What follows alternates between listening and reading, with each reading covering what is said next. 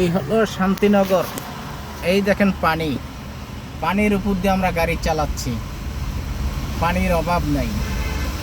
অথচ কত সরকার ক্ষমতায় থেকে গেল, এই দুর্ভোগ কোনো সরকারই কমাইল না।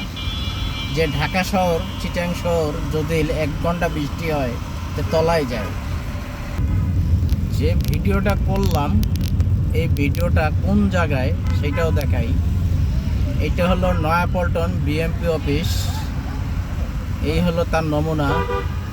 এই দেখেন পানি, পানির ভেতর দিয়ে এখন গাড়ি চালাই।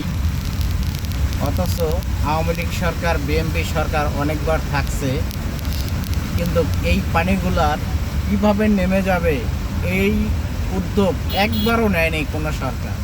কিন্তু তারা তো ক্ষমতার জন্য খালি আসে, টাকা ইনকামের জন্য আসে, কিন্তু জনগণের ভোগান্তি কমানোর জন্য তো আসে না। এই হলো দেশের পরিস্থিতি। যত